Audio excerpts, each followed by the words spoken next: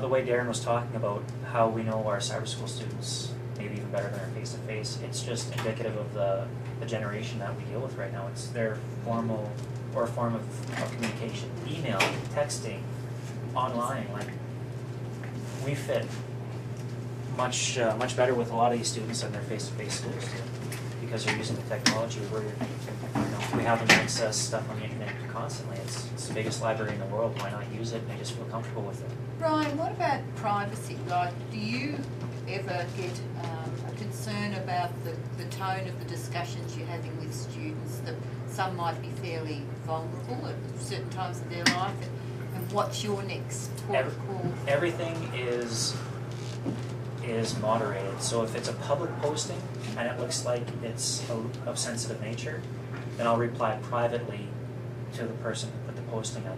I know there was a few issues last year where there was some question about a couple of students who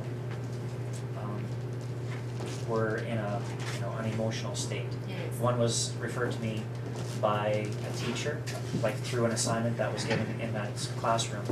This teacher said, I'm kind of worried about this student.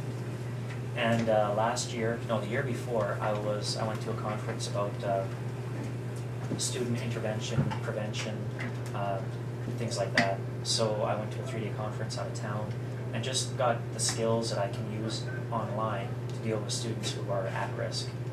So it's a way for me to intervene, and I've got the skills, or hopefully I've got the skills to help as well as I can. Yes.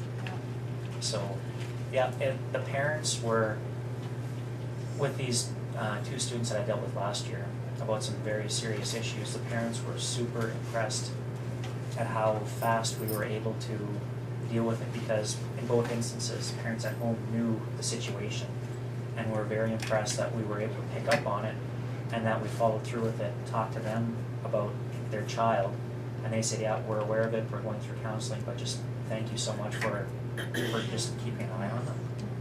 Because in both instances, it would have been very easy to ignore it, because they didn't come looking for help from me or the teacher. It was just something that wasn't quite right with some of the things that they were posting or assignments that were handing in.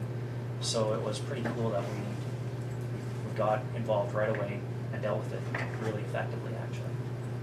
So.